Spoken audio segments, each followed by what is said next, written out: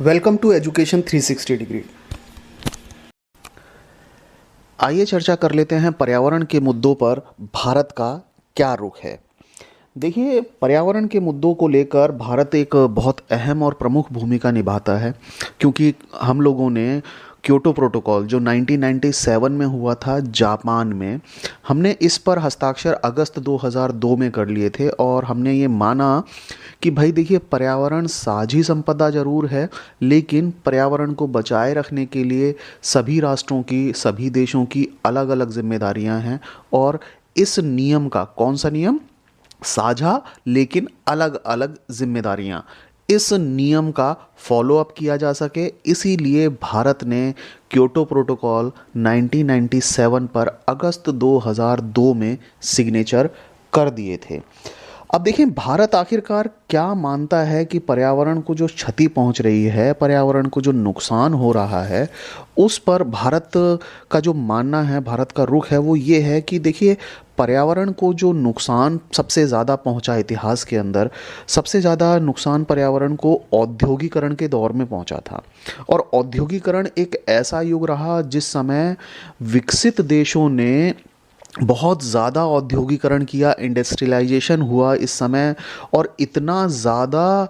चीज़ों को निर्मित किया गया, इस समय उद्योग इतने ज़्यादा स्थापित हुए जिसकी वजह से बहुत ज़्यादा पॉल्यूशन एनवायरनमेंट में हुआ। और पर्यावरण को सबसे ज़्यादा यदि क्षति कहीं पहुंची तो वो सिर्फ और सिर्फ औद्योगिकरण में ही सबसे ज़्यादा क्षति पहुंची है। इसलिए भारत का रुख एकदम क्रिस्टल क्लियर है, एकदम साफ है भारत का रुख, कि यदि पर्यावरण को कोई मुद्दा उठता है तो भारत एकदम स्पष्ट रूप से ये कहता है, स्पष्ट रूप से ये बात मानता है कि भाई देखिए, औद्योगिकरण का जो दौर रहा, ऐतिहासिक तौर पर औद्योगिकरण का दौर ही पर्यावरण की क्षति के लिए सबसे ज़्यादा जिम्मेदार है। और 2005 में G8 की एक मीटिंग हुई थी। G8 की मीटिंग के अंतर्गत भारत ने इस बात को दोबारा दोहराया। इसने कहा, भारत ने कहा कि भाई देखिए,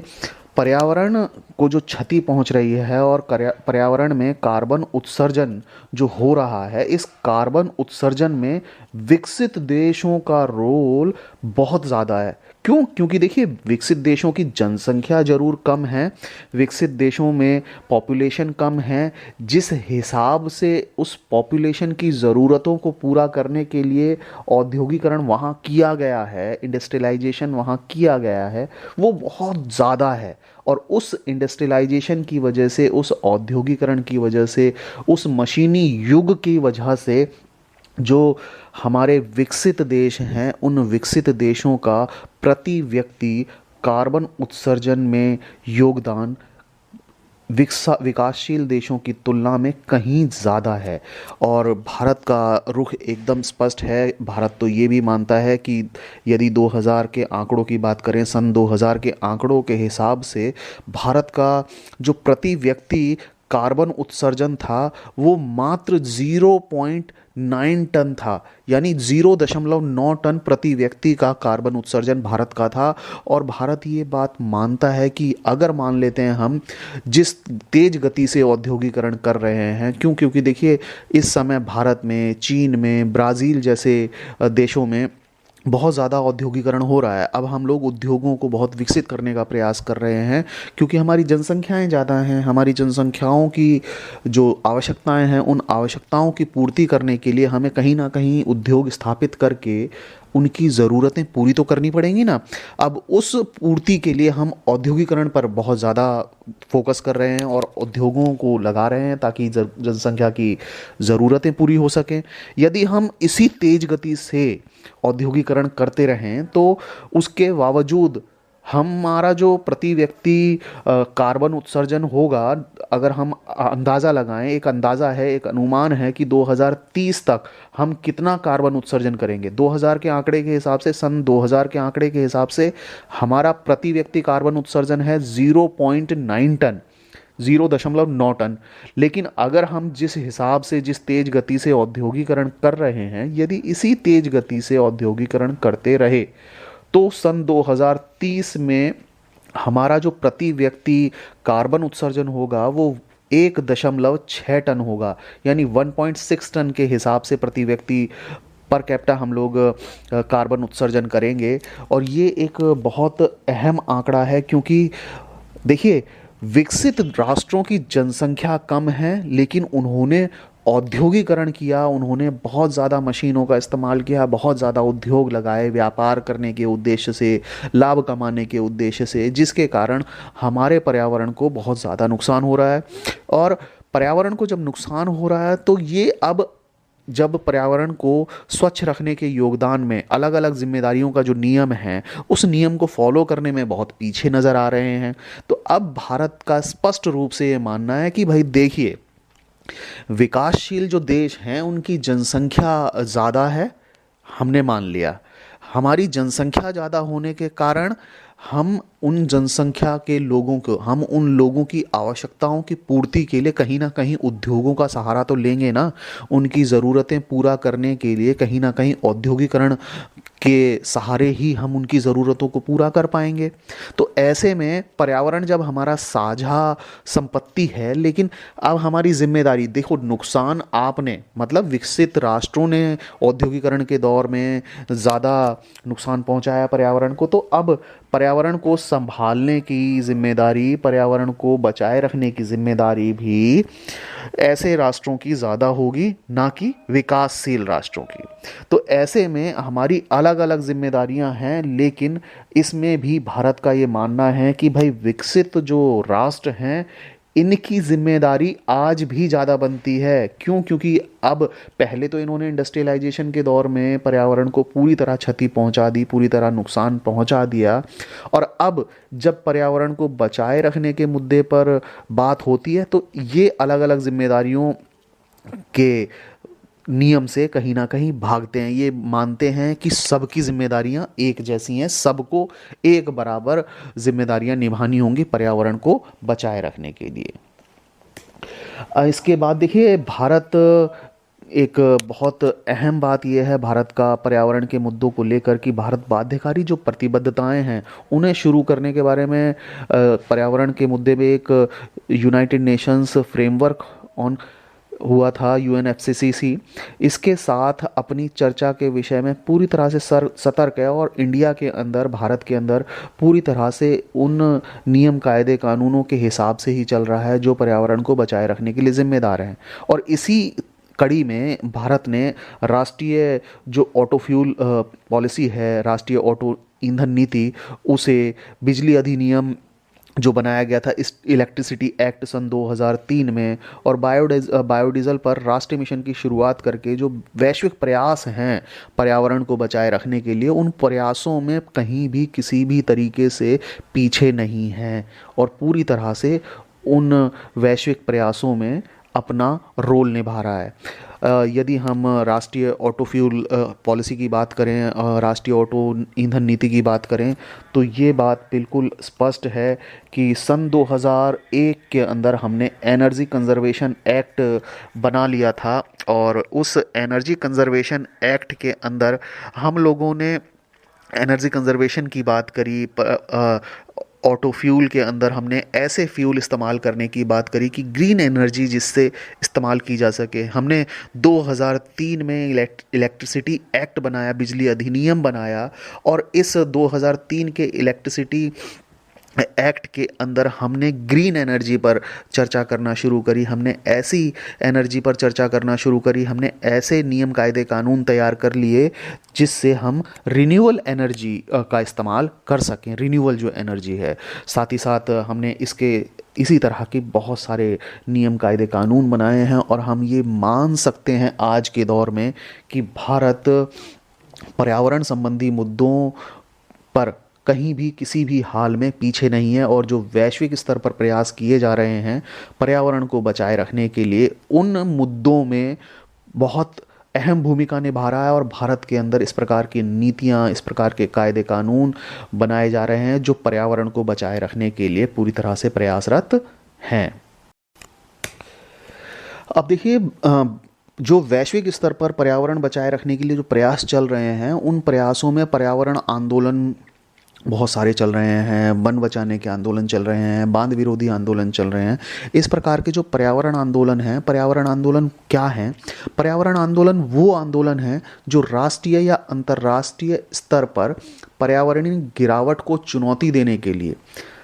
तथा पर्यावरण के प्रति जागरूक हैं। यानी पर्यावरण आंदोलन बेसिकली क्या है? जो हमारे पर्यावरण में ह्रास हो रहा है, हमारा पर्यावरण प्रदूषण जो फैल रहा है और उसकी वजह से पर्यावरणीय गिरावट जो हो रही है, उस गिरावट को पूरी तरह से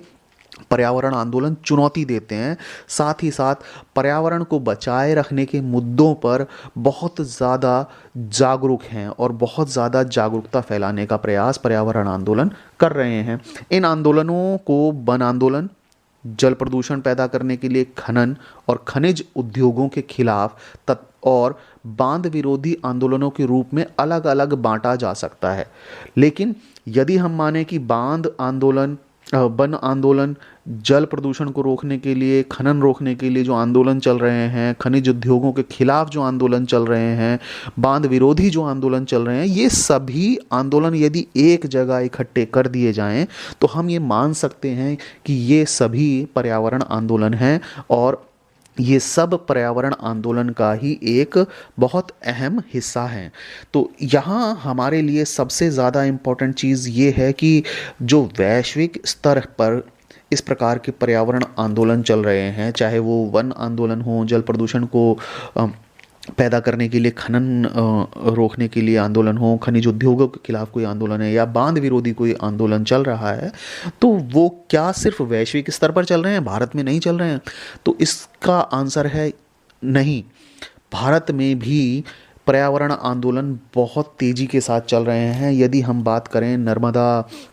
बांध जो बनाया जा रहा है नर्मदा नदी पर, उसके विरोध में जो आंदोलन चला, वो भारत का एक ऐसा आंदोलन था जो पर्यावरण आंदोलन ही था। और ना सिर्फ भारत में बल्कि भारत के अलावा Mexico, Chile, Brazil, Malaysia, Indonesia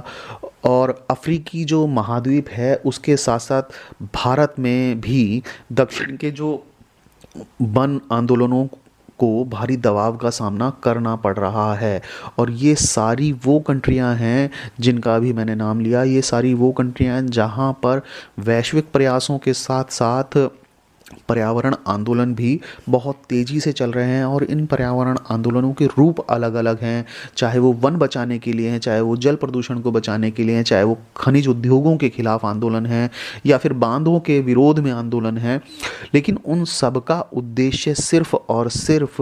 पर्यावरण को बचाए रखना ही प्रमुख उनका उद्देश्य है। और ये सारे वो देश हैं जहाँ पर वैश्विक प्रयास, देखिए वैश्विक प्रयासों की यदि हम बात करें तो 1992 का 1992 का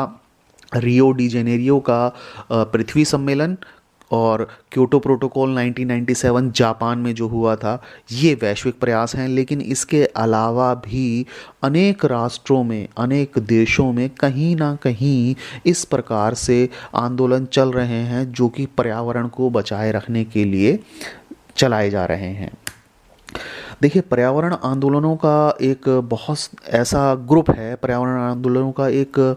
एक ऐसा समूह है जो बांधों के खिलाफ संघर्ष में बहुत तेज़ी से शामिल है। हर देश में जहाँ एक मेगा डैम बनाया जा रहा है, वहाँ इसके विरोध में कोई ना कोई पर्यावरण आंदोलन मिलने की पूरी संभावना है। अब जैसे हम एक मेगा डैम की बात करें कि भारत के अंदर नर्मदा नदी पर एक मेगा डैम बनाया जा रहा था, और भारत में जब नर्मदा नदी पर मेगा डैम बनाया जा रहा था तो इसका बेसिकली विरोध दो तरीके से हुआ। पहला पर्यावरणीय मुद्दे को लेकर, दूसरा इसमें कहीं ना कहीं लोगों को कुछ प्रतिस्थापित किया जाता है, एक जगह से हटाकर उनके घरों को वहाँ से तोड़कर दूसरी जगह स्थापित किया जाता है। और ऐसे में लोग अपने घरों को छोड़ना नहीं चाहते हैं और छोड़ना भी नहीं चाहिए। देखिए ये मेरा पर्सनल व्यू हो सकता है, लेकिन एनवायरमेंटल उद्देश्य से जब मेगा डैम बनाए जा रहे हैं तो ये कहीं ना कहीं इसमें दो तरफा चीज़ें नज़र आती हैं हमें। एक पर्यावरणीय मुद्दा नज़र आता है, दूसरा लोगों का नुकसान जिसमें उन्हें अपना घर तक छोड़ना पड़ता है। चाहे सरकार कहीं भी उन्हें घर दूसरी जगह बना कर दे दे, लेकिन कहीं ना कहीं लोगों का अपने घर से जुड़ाव ज़रूर रहता है, जिसकी वजह से ये मेगा बांधों के खिलाफ ना सिर्फ भारत में बल्कि भारत के बाहर भी, भारत के अलावा भी अन्य राष्ट्रों में इन मेगा डैम्स का बहुत इनके खिलाफ संघर्ष हुआ है। और पर्यावरणीय आंदोलन का ये एक ऐसा पूरा समूह है जो मेगा बांधों के खिलाफ पूरा संघर्ष कर रहा है। और ऐसे ही संघर्ष की यदि हम बात करें तो 1980 के दशक में की जो शुरुआत हुई थी, उस 1980 के दशक की शुरुआत में ऑस्ट्रेलिया में एक फ्रैंकलिन नदी है, उसके आसपास के जंगलों को बचाने के अभियान के नाम से उत्तर में शुरू किया गया पहला बांध विरोधी आंदोलन जो था वो देखा गया था। और ये ऑस्ट्रेलिया की फ्रैंकलिन नदी को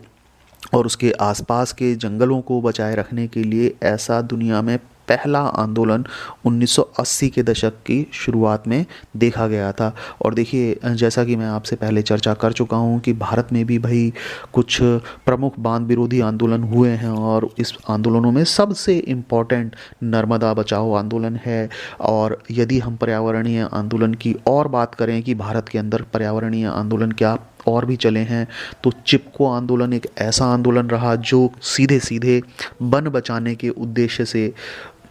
फॉरेस्ट्स को